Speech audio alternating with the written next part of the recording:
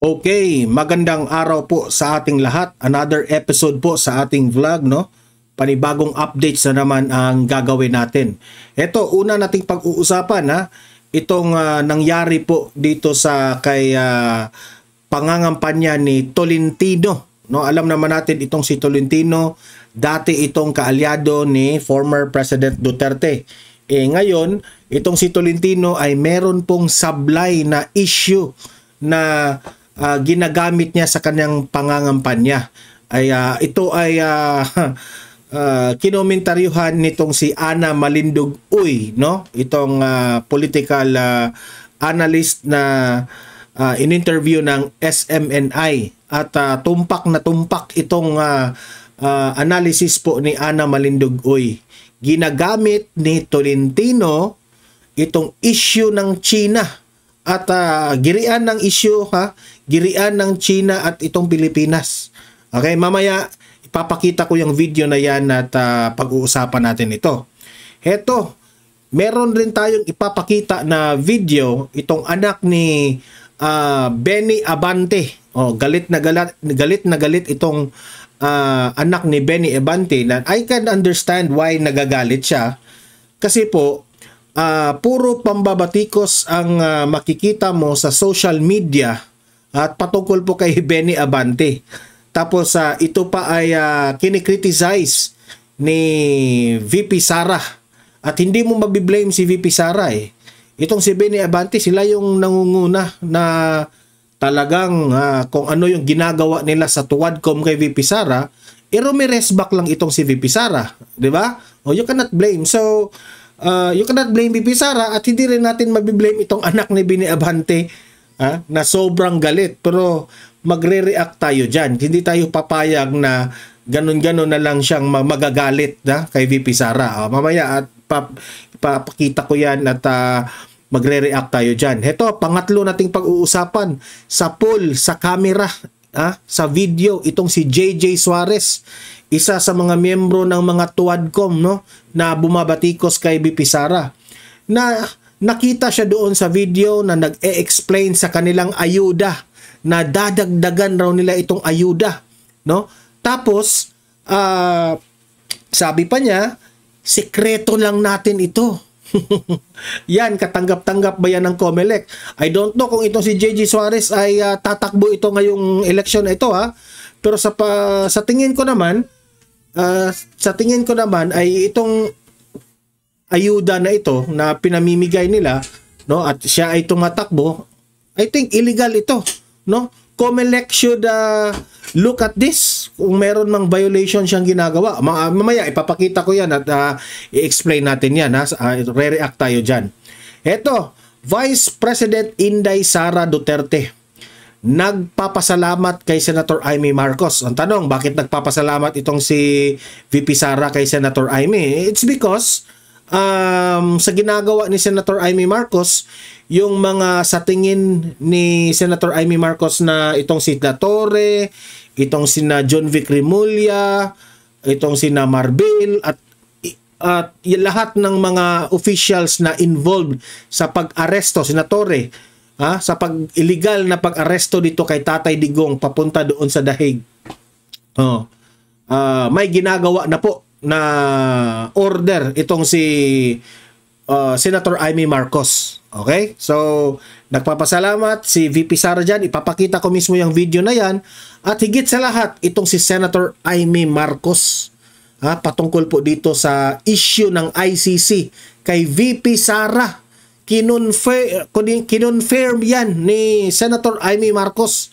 At yan ay papakita ko rin yan sa inyo. Okay? Pero bago ang lahat, bago natin ito pag-uusapan, bago natin ito ipapakita, help me po muna na i-like at saka i-share itong ating video para guys kakalat ito sa taong bayan. Okay? Mahalaga po na mag-like and share sa video na ito. 1, 2, 3, go! Ayan, thank you very much. And also guys, sa mga bago pa lang dito sa aking channel, mag-subscribe na po kayo. Kasi kung nakasubscribe kayo, ma-notify yung mga cellphones ninyo kung meron tayong bagong uploads, bagong updates, o kung meron man tayong breaking news, and especially kung nagla-live tayo, malalaman po ninyo. Okay? So, mahalaga po na nakasubscribe tayo lahat sa Donmar TV. Ready? 1, 2, 3, go! Ayan. Ano na ba? Nakasubscribe na ba lahat? Okay, okay, okay. So, ito. Unahin muna natin itong anak ni Benny Abante. If you can remember, binabanatan ito ni VP Sara, itong si Abante. Yung dila ni Abante nung nasa picture, di ba? Na sinabi ni VP Sara, walang respeto.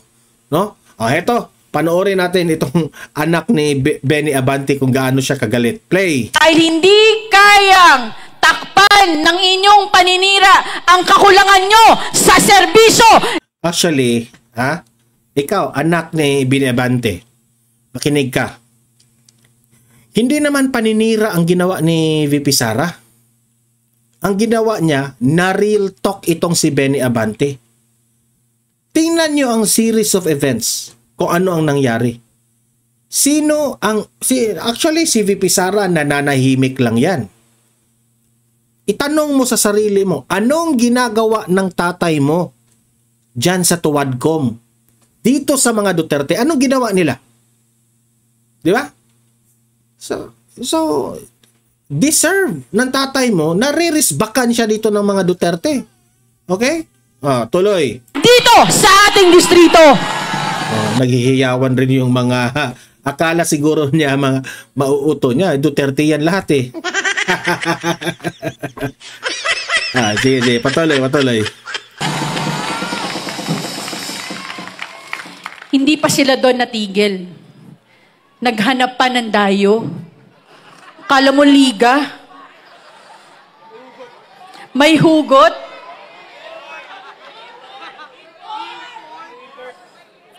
Tatayo ka dito sa aming lunsod. Tatayo ka sa aming distrito. Wala ka naman na ambag sa mga buhay ng aming mga kadistrito. Wala raw na ambag. Bakit? Kayo may naambag ba? Kung hindi dahil sa mga Kung hindi dahil sa mga ayuda na yan hindi yan paambagan Hindi yan paambagan. Remember, ang mga Duterte po, marami nang naambag sa mga Pilipino. Kung sino mang pinatutungkulan mo dyan. Kung si VP Sara ang pinatutungkulan mo, she was a very good vice president. Tingnan nyo kung anong nagawa ni VP Sara sa mga eskwelahan na yan. Di ba?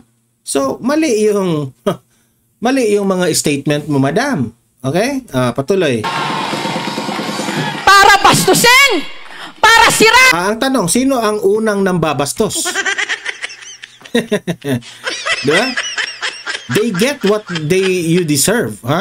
Kung ang tao babastusin, reresbakan ka rin ng pambabastos.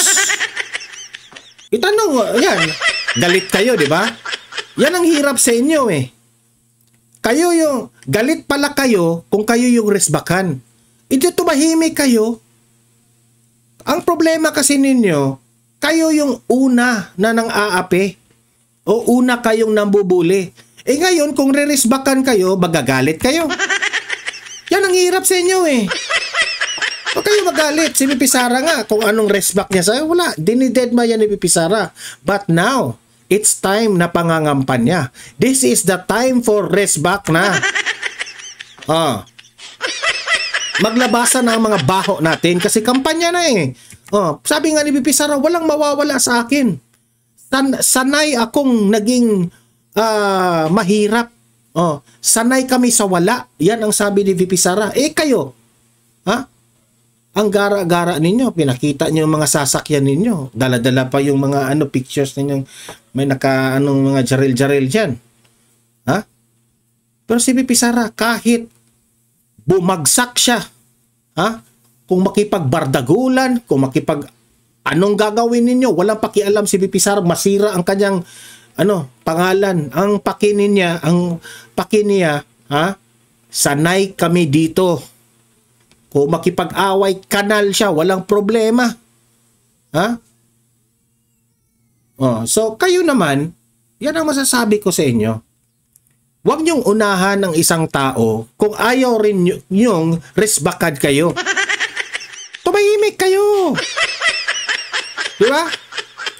Ang aming congressman naglilingkod ng tapat at totoo na walang pinipiling panahon. Tapat. Paano naging tapat yan? Ha? Sa tingin nyo tapat? Kasi kaalyado ni Martin Romualdez? O hindi dahil sa mga ayuda-ayuda na yan? Ha? Hindi yan babaliktad eh. Dati, ha? Maka-Duterte yan eh. Maka-Duterte kayo, di ba? Bumoto kayo ni Duterte. Pero look at what happened now. Ha? Oh. Kasi, ang hirap kasi sa mga politiko ngayon, sino yung in power, doon sila. Wala mga prinsipyo eh. At para sa mga tao na hinayaan sa kanilang entablado tumayo ang isang bastos at Ikaw lang naman siguro nagsabing bastos eh. Syempre, kung bastusan din naman, kung binabastos siya, si VP Sara, edi tanggapin nyo ang hamon yung kanyang bastos rin. Di ba? Oh. Ang taong bayan po ay gising na. Okay? Kaya nga, ganyan kayo nagre-react ngayon kasi tagilid na kayong lahat. Di ko na nga alam kung mananalo pa ba yung tatay mo. walang respeto. Tama lang na hindi ka naging Kayo yung una eh. Nagagalit na kayo eh. Wala kayong problema sana kung hindi kayo, kung nananahimik lang kayo. Ang daming mga congressman dyan nananahimik lang. Ipinili pa talaga nila na babatikusin si VP Sara. Ginigipit si VP Sara dyan sa confidential funds na wala namang katuturan kahit saan mong, it's very obvious na kinakampihan ng nila si Tambaluslos. Di ba? You deserve. presidente ng Pilipinas. So, okay na yun. Ha? Akala mo, magaling ka na doon. Ha? Pilipinas. So, magaling ka na doon. Ay, nako. Bago tayo magagalit, no? Ito lang yung masasabi ko. Ano bang ginagawa natin? Bakit nagagalit yung tao sa atin? Di ba? Yung tatay mo na si Abante, di ba? Kung ano-ano ang ginagawa ng kanyang itong mga vloggers, di ba? Yung pinaiyak niya si Crisette dahil si Crisette hindi yun umiiyak sa takot, ha?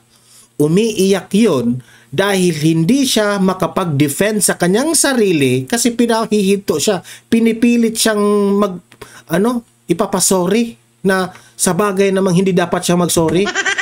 Kaya siya umiyak. Anong tawag mo doon? Abusado, di ba?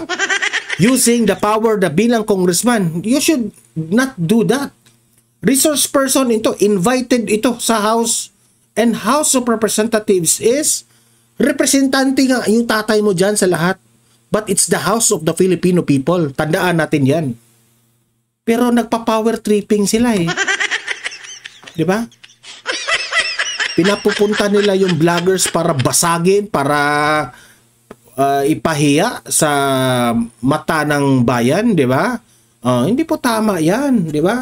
Kung nagagalit kayo, deserve nyo magalit. Sige, may karapatan kayong magalit, pero hindi sana kayo galit ngayon kung in the first place, nananahimik kayo.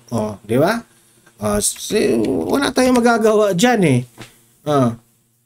Ano kayo eh? Sige, you have the right to, maiintindihan namin na dinidepensahan mo yung tatay mo. Siyempre, anak ka, di ba? O, nirerespeto natin yan. But next time, you'll learn your lesson. I-advise mo kay tatay mo na tumahimik ka. Huwag kang, banat lang kay banat na wala kayong pruweba. Di ba? Heto. Pag-usapan rin natin itong si Ana Malindogoy, itong political analyst na in-interview ng SMNI. Na patungkol po dito sa ginagawa ni Tolentino na sinali pa yung issue ng China at Pilipinas na away. na hindi naman tama yan para lang makagain ka ng attention. Which is tama naman itong si Ana Malindog Uy. Ito, panoorin natin ng explanation ni Ana Malindog Uy dito play. Kung hindi nangingialam itong China, nangingialam o hindi man nangingialam, ano naman ang masasabi niyo po doon sa mga politiko? Kasi pinagbibintangan pa nila yung China na nangingialam raw sa eleksyon na ginagamit naman ang isyong ito para sa halalan. Kasi may binanggit, ang sabi pa nga niya dito, and I quote, no, ng isang kumakandidato. Kung gusto niyo po na mawala sa atin ang West Philippine Sea, at ginamit pa niya yun. Kung gusto niyo mawala ang Philippine Sea, iboto niyo ako. Di ba? Talaga? Ikaw lang ba ang reason para iboto ka namin para hindi mawala ang West Philippine Sea? OA mo naman. Di ba? Ang OA mo naman, akala mo naman kung ganun ka. Sige nga, pumunta ka nga doon. Puros lang kayo salita Wala ng trabaho ang libo-libo mangingisda. Ano bang nagawa mo, Tolentino, dyan sa loob ng Senado? For how many years? Akala mo kung tapang-tapang Kadiri. Huwag niyo po akong iboto. Kung gusto niyo po na masakop ng China ang Pilipinas at gawin tayong alipin ng isang bansa na walang Diyos, huwag niyo po akong iboto. Ito po yung naging pahayag ni Senador Francis Tolentino sa kanilang campaign rally kamakailan dyan po sa Dagupan. Napakaano naman ni Senator Tolentino. Parang ngayon lang ba, ang relationship ng dalawang bansa at ang people to people and even ang presence ng mga Chinese sa Pilipinas, panahon pa ng Spanish time. Spanish colonization pa, may mga Chino na sa Pilipinas and many of them actually helped us during our revolution. And that's something that we need to recognize. At saka kung talagang gusto namang sakupin at invade ang Pilipinas ng mga China, matagal na kung tutuusin, hindi lang ngayon. Lalo pat mas malaki silang bansa. Ano tawag mo doon? Isablay ka, Tolentino. Di ba? Tama. Ang daming, totoo lang, ang daming mga Chinese. Meron ngang Filipino-Chinese community dito sa Pilipinas Bakit itong administrasyon na ito, praning na praning? Ang daming spy sa Pilipinas. Mga Chinese spy. Aagawin na tayo, Republic of China na tayo. Ito lang yung masasabi ko. Kayong mga administrasyon, kayong mga laging nag-criticize sa China, itong mga bangag vloggers, itong mga pro-China na mga tambaloslos, ito lang yung masasabi ko sa inyo. Praning na kayong lahat. Bawas-bawasan nyo nga yan. Bawas-bawasan nyo yung mga pagkapraning ninyo Ginagamit mo yung issue ng China para masira ang mga Duterte? Anong tawag nyo doon? Hindi ba kayo makipagpatas ng debate without using China's issue? Sa kapraningan nyo, huminto kayo. Praning na kayong lahat Lahat na lang, kanina may nakita na naman akong balita na may dinakip na naman na Chinese raw. Nagdadala ng yung mga IMSD. Di ko lang, may tindihan yung mga spy di raw, di ko. May duda nga ako dyan Baka gawa na naman yan para siraan na naman nila ang China. Kasi buong akala nila, ang mga DDS, pro-China raw tayo. Pro-China. That's a misconception Ang DDS po ay hindi pro-China. Ang DDS lang talaga ayaw makipag-away sa China. Gusto natin peace because hindi po napapanahon yan na awayin natin ang China. Wala tayong kakayahan. Kasi kung mangyari dyan, nag-uubusan lang tayo ng pera dyan. Hindi kayo nagiging practical Sabog na talaga yung kapraningan nyo dyan Praning! Mas malakas sila, mas tihamak naman na very advanced sila, even economically, militarily speaking. So kung ang gusto talaga ng China ay sakupin ang Pilipinas at invade ang Pilipinas, matagal na nilang ginawa yun. Kung yun talaga ang kanilang intention. Correct. Masyado na, ayun yung mahirap sa ano. Actually, my advice to Senator Tolentino is rather than using the China card for him to be, para mapansin lang ng mga tao at magkaroon lang ng... Papansin ka pala, Tolentino eh. Tama lang naman. Tama itong sinabi ni Professor Ana Malindugoy na itong si Tolentino, ginagawa niyang issue ang China para magmukha siyang magaling, matalino, parang magmukha siya na concern ako sa China, atin yan. Sis, pautot mo. Ang tagal-tagal mo na sa Senado, anong ginawa mo? Wala. Utot mo. Huwag mong gagamitin yan, yung issue na yan. Yung mga galawan ninyo, wala talaga kaipalan yung mga ginagawa ninyo. Tumahimik nga kayo. Kung gawa kayo ng tama para i-appreciate kayo ng tao at iboto kayo. Hindi yung mangangaw-kaw ka lang ng mga issue dyan para iboto ka. Sis, kadiri ka. Wala ka namang ambag eh. Ano bang ambag mong pagiging senador mo? Wala ka naman eh. Lagi ka namang tahimik, pagitna ka lang, ginamit mo lang ang pagiging senador mo dyan para di ko nga maintindihan anong ambag mo. Tapos, sus ko, Tolentino, isa kang dakilang balimbing. Balimbing! Ay. Traction in terms of media traction or social media traction. Kasi basta usaping China, Ana Malindugoy, mapapansin niya eh. Akala siguro niya, itong si Tolentino, na pag-usapan ko itong issue ng China para mapansin tayo sa Pilipinas, mananalo tayo. Hindi yun ganon. Unahin mo muna yung sarili mo, Tolentino, kung anong ambag mo dito sa Pilipinas. Kasi wala kang ambag sa Senado, hindi ka mananalo. Kundi dahil kay Duterte sa last election, hindi ka rin mananalo eh. Ano ka lang eh, pataki ka lang eh. So yung midterm election, ano bang ambag mo? Di ba?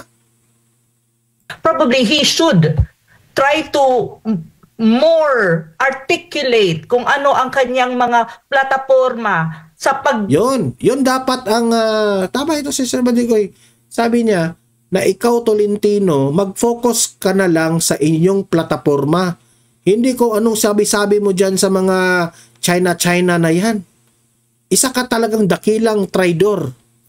Dati, kakampi-kampi ka pa dyan kay Tatay Digong sa ginagawa diyan sa China. Ngayon, anong ginagawa mo? Pa-issue-issue ka na ng China?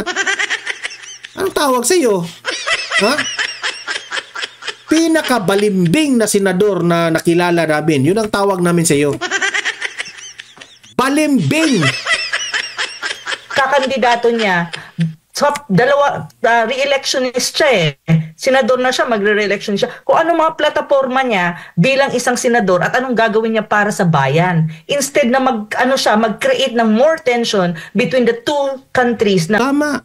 Sa ginagawa mong yan, marinig yan ng China. It will not do good sa relationship ng China at Pilipinas. Palpak ka, Tolentino. Kagigil ka eh.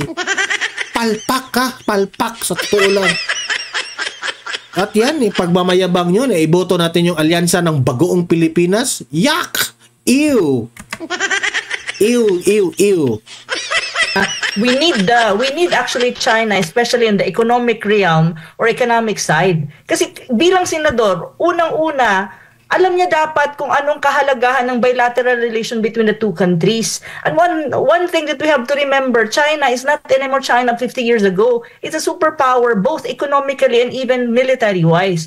And China is our neighbor. We cannot have conflict with China forever, or we cannot have this very bad relationship with China because it's our neighbor. We cannot change the fact. That fact. So, sa akin, bilang isang responsableng senador, dapat, imbis na Hindi, irresponsableng senador yan, ma'am. create siya ng tension between the two countries. Ang gawin niya, ilahad niya sa mga Pilipino kung ano ang kanyang plataforma para sa bayan. Correct. Kasi yun ang mas mahalaga. Yun ang mahalaga. Ilatag mo yung plataforma mo, Tolentino, kahit hindi kami boboto sa inyo. Balimbing ka eh. Dahil ngayon, pangalawang beses na siyang hihingi ng boto sa mga Pilipino. Never again. Sorry. Never again to you, Tolentino. Sa totoo lang. Ginamit mo lang si Duterte, ha? Oh, sige. Hindi yung tipo mag-create pa siya ng tension para lang mapansin at magkaroon ng traction. That is not how supposedly responsible leader or Actually, sa totoo lang, sunog siya dito kay Ana Malindog. Uy, sunog siya dito sa explanation eh. Ako na mismo ang magsasabi dito sa Donmar TV, okay? Huwag niyong iboto yan si Tolentino. Alam niyo ba kung bakit? Unang-una, balimbing. Pangalawa, ginamit lang niya si Tatay Digong para manalo sa 2020, I think that is 2019 election ba yun? Oh, yes. 2019 election. Kumapit yan sa mga Duterte kasi alam niyang malakas ang Duterte. So ngayon, kumapit na naman siya dito sa administrasyon eh. Ganyan sila. Balimbing nga sa totoo lang. Huwag niyong iboto yan si Tolentino. Ha? Kung ayaw niyong maging isusulod na naman tayo sa bulsa niyan eh. At the end of the day, walang ambag yan sa Senado. Okay? Eto, ipapakita natin itong video ni JJ Suarez. Ayan, may sikreto raw siya, may sikreto. Dadagdagan raw niya yung ayuda ng mga constituents niya. Sikreto daw, sikreto. Ito, play. Yung iba po kasi, na akap, ang binibigay ko ay 3,000 piso lang. Yung ibang akap raw, tag 3,000 lang yung ibinibigay. 3,000 lang. Pero ang sa kanya, dadagdagan raw niya. Wow! Wow! Ito, play. Huwag niyo po ipagsasabi mo si kanino. Sikreto. Huwag niyong sabihin, ha? Huwag niyong sabihin, sabi niya. Sikreto lang natin ito. Hindi po namin kayo matanggihan ni Congresswoman Ana. Matanggihan ni Congresswoman Ana, Ana Villariza Suarez Alona party list. Inisip namin, ano kaya kung dagdagan natin ang ano kaya kung dagdagan natin? Galing ah! So yung 3,000 na basic na ayuda, 3,000, dadagdagan raw nila. Di ba? Dadagdagan natin para basta iboto nyo lang ako. Iboto nyo ako. Di ba? 3,000 na ayuda. Kaya naming dadagdagan yan. Sabi ni Gigi Suarez ha. Ang galing, ang galing. Wow! Atin-atin lang po ito. Atin-atin lang ito. Sikreto ito. Kami lang ang gumagawa nito. Yeah. Sabi niya, 3,000 yung sa iba. Sa amin, dadagdagan namin. Pero, sikreto lang natin ito, ha? Ang galing! Atin-atin lang po ito. Ito naman po ay sikreto lang natin. Sikreto lang natin! Ay! Alam mo, JJ Suarez, ha? Mahilig ka pala sa sikreto, ha? Ngayon na mahilig ka sa sikreto, yan lang, ang tanong ko sa'yo, yan lang ba ang sikreto mo? Ay, baka may iba kayong sikreto dyan, ha? Baka may sikreto kayo ni Romualdez, ha? Tatanong lang kami.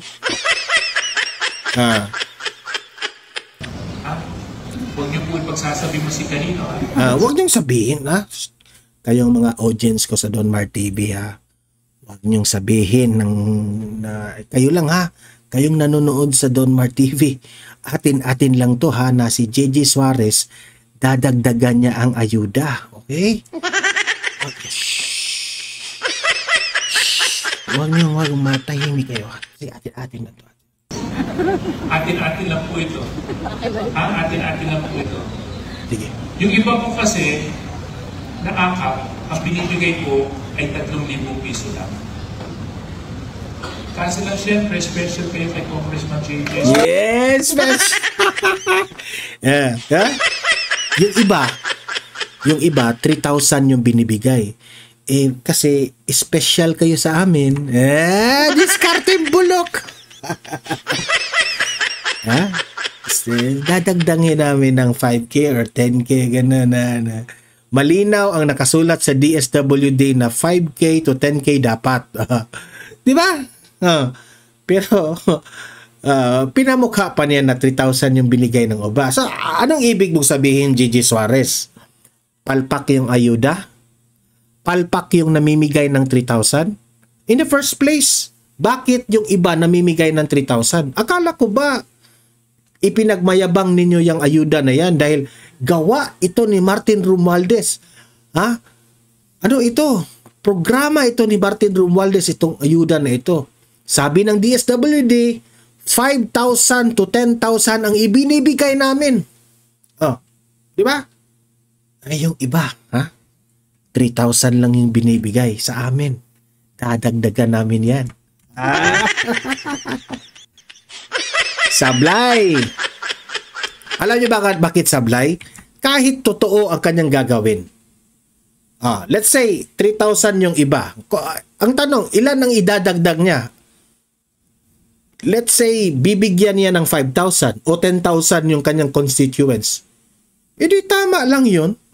Kasi sinabi po ng DSWD, in-announce yan ng DSWD na ang matatanggap talaga dyan sa akap na yan, 5,000 to 10,000.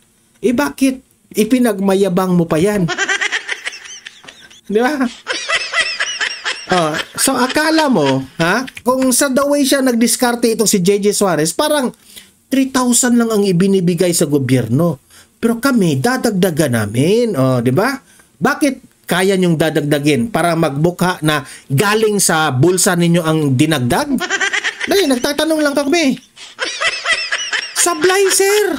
Sobrang booking kayo dito eh. At pangalawa, Comelec, nagtatanong lang kami. Tama ba itong ginawa niya?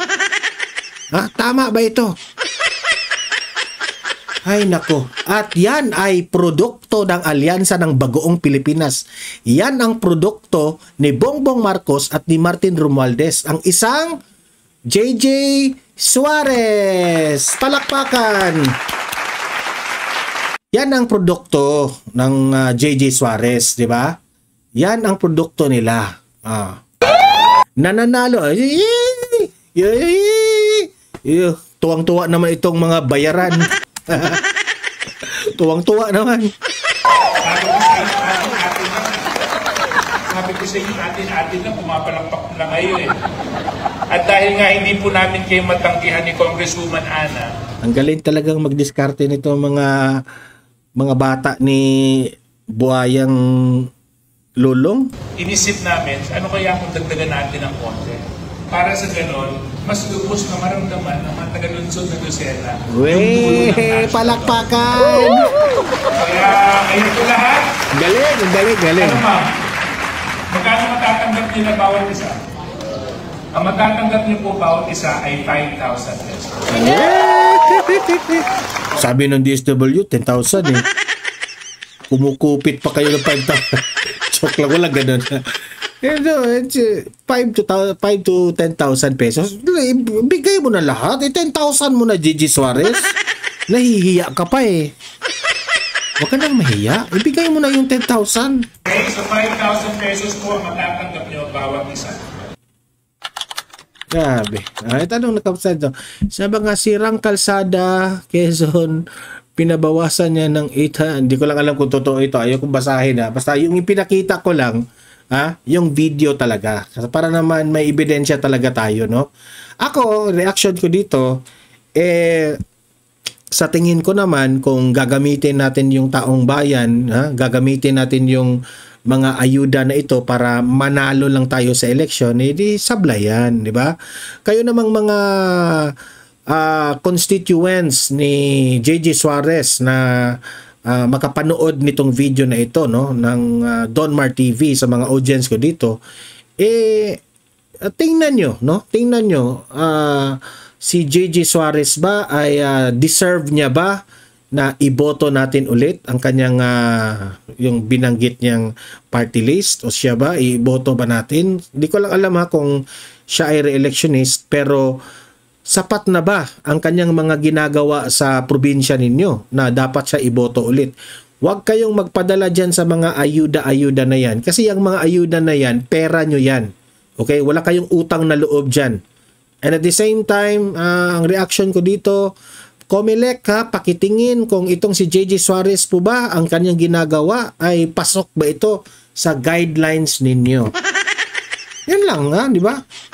Bilang isang Pilipino, bilang isang citizen, mayroon tayong karapatan na to criticize them kung tama o mali ba ang kanilang ginawa. Tayo lang po ay nagtatanong dito. Okay? Ito, next topic natin. Pag-usapan natin itong si VP Sara nagpapasalamat kay Senator Amy Marcos. At si Senator Amy Marcos, may bago siyang ibinulgar patungkol dito sa ICC. Patungkol kay VP Sara. Okay, panoorin natin yan. Play. Dako kaayo ako ang pasalamat kay Senator Amy Marcos tungod kay giablihan niya ang pag-imbestiga kung giunsa pagkawat dinhi sa Pilipinas sa atong pinakamahal nga President Rodrigo Duterte. Daghang kayong salamat, ma'am, sa inyong investigasyon. Ayan ha, very heartily po ang pagpasalamat ni VP Sara kay Senator Amy. Bakit?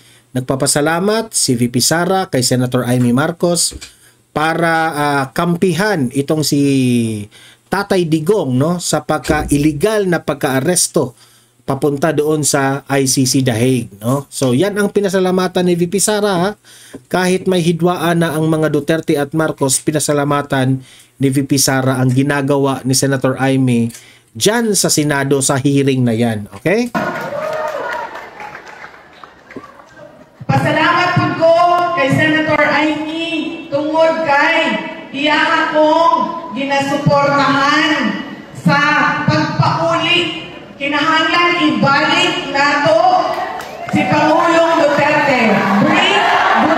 Very clear yun ha. Nagpapasalamat si VP Sara kay Senator Amy Marcos dahil tutulungan ni Senator Amy Marcos ang mga Duterte para maibalik si Tatay Digong dito sa Pilipinas. Okay? Very clear yan ha. Ang sa akin rin naman, ako rin mismo magpapasalamat ako kay Senator Amy Marcos dyan. If you are true sa iyong pagtulong, Senator Amy Marcos, if you are true, kami po ay very thankful sa ginagawa ninyo. Pero kung ang tanong kung iboto ko ba si Senator Amy o hindi, no? Secret. Di ba? Not yet ha. Mag-o-observe pa ako hanggang May 12, okay? I will still hold my cards, no? Hindi ako kaagad kasi iba yung puro lang tayo salita, Pero let us see. Kung deserve ba ni Senator Amy Marcos na iboto natin siya, okay? Not yet done. I mean, we are still observing.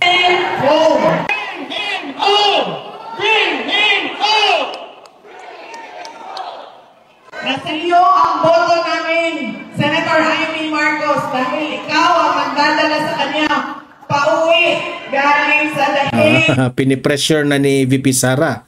Senator Amy ha, dapat ikaw ang magdala ni Tatay Digong sa dahig going here sa Pilipinas. Kaya mo yan, Senator Amy Marcos, kasi kung kaya mo yan, believe kaming mga DDS sa'yo, ha? Pabalik ng Pilipinas.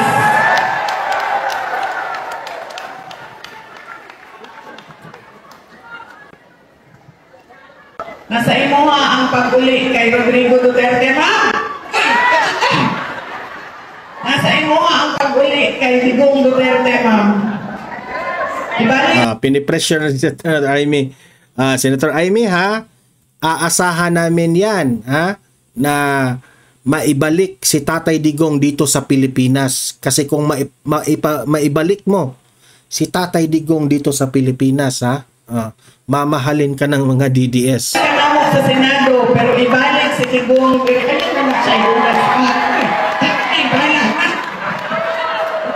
Balik na lang sa Senado, ibalik siya din sa Pilipinas. That the arrest and transport of former President Rodrigo Duterte to the ICC is apparently politically motivated. Ay, sa totoo lang, no? ito yung comment ko dyan. Si Amy Marcos ngayon, nagpapakita ng sinseridad. Hindi ko na alam, ha? Hindi ko na lahat ng mga DDS, hindi ko na kontrolado kung maniniwala sila kay Senator Amy o hindi. Pero sa akin lang, hindi ko sinabing sincere siya sa mga ginagawa niya, si Senator Amy. Pero ngayon, pinuprove niya sa taong bayan na sincere siya dito sa pagtulong ni Tatay Digong. Kayo nang humusga. So it's apparent that the final arrest of the former president on March 11 was part of a whole of government effort to bring down the Dutertes as early as possible before 2028. So natutuklasan ni Senator Amy Marcos na planado na yun, yung pag-aresto kay Tatay Digong.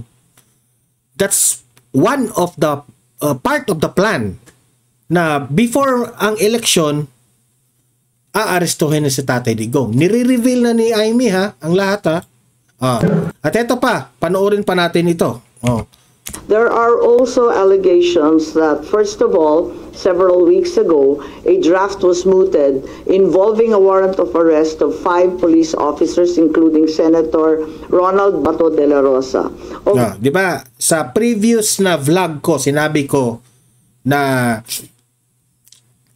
nabanggit po ni VP Sara na aside from her, merong mga other personalities, mga kaalyado ni Tatay Digong ang nakalista na sa ICC.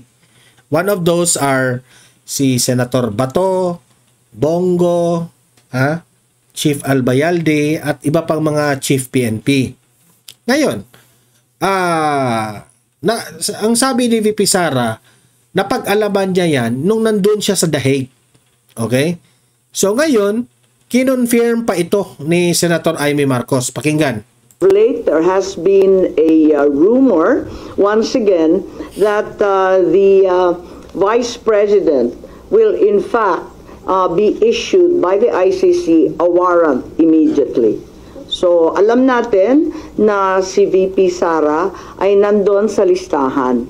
Pero alam ko na nasa ibaba siya, doon sa mga kasi sa listahan raw sa ICC, ito rin, sa listahan raw sa ICC, si Bato, si Bongo, ganon, pang last si VP Sara sa listahan. So meaning to say, hindi pa aarestuhin si VP Sara. May nauna pa sa kanya.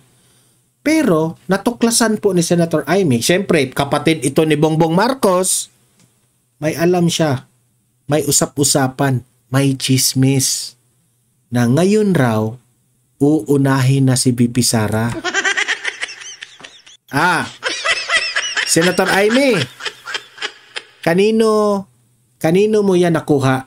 Sino ang nagsabi sa'yo? Kasi, pwedeng credible ito Kasi kapatid siya ni Bongbong Marcos Di ba? Delikado tayo dyan, So, ganyan na ba kayo kadesperado, administrasyon, kung totoo itong sinabi ni Senator Amy? Kasi alam nyong sobrang malakas. Kitang-kita natin sa ebidensya sa mga ratings ni VP Sara, talagang bagsak na ang Marcos at si Romualdez at tumaas si VP Sara. So, susunod na si VP Sara? Kaya ba? Hindi ba kayo marunong lumaban ng patas? Lumaban kayo sa tamang paraan. Idadaan natin sa eleksyon. Huwag yung aresto-aresto na yan. Politically motivated na naman. Delikado tayo niyan, Dapat ang kampo ni Bongbong Marcos sumagot dito. Attorney Claire Castro, sasagutin mo to, gaano ito katotoo, Kasi kung totoo man yan, lumaban kayo ng patas. Kung hindi ito totoo, magpaliwanag kayo. Nagsisinungaling ba sila? Nagsisinungaling ba si Senator Amy? Halanan. Ngunit, ilang araw nakalipas, may mga report na siya na ang uunahin. Si VP Sara na ang uunahin. Ay, nako. Ganyan na ba ang kalakaran ng politika ngayon? Kung hindi mo matatalo ang kalaban mo, ipapaaresto mo na lang. sa mga dayuhan. Ay, nako. So, alam nyo na guys kung ano ang gagawin ninyo ha. Kasi po, parang ang ating administrasyon ngayon, sa kapraningan nila, hindi na tama yung utak. Pati yung PCO nila, no? Kang-a na yung utak. Ay, nako. So, kayo mga audience ko dito sa Donmar TV, libre kayong mag-comment, mag-react sa mga pinag-usapan natin ha. Usap-usap tayo sa comment section. Don't forget guys, i-like at saka i-share itong video na ito ha, para kakalat ito sa taong bayan. And at the same time guys, sa mga bago pa lang dito sa aking channel, mag-subscribe na po kayo para lagi kayong updated sa ating mga balita. Kung meron tayong breaking news, meron tayong bagong uploads, o kung nagla-live mismo itong channel na ito, malalaman po ninyo, okay? Kaya mahalaga po na mag-subscribe tayong lahat, okay? So, guys, meron pa pala tayong pangalawang channel, Donmar TV, Balitang Totoo. O, subscribe rin kayo doon kasi ang dami po doong mga videos na ina-upload natin na hindi nyo makikita dito sa channel natin. Okay? So, maraming salamat po sa mga audience dito sa Donmar TV. See you in my next video. See you in my next live. Have a great day. Have a great night. God bless po sa ating lahat. Mabuhay ang Pilipinas. Bye-bye.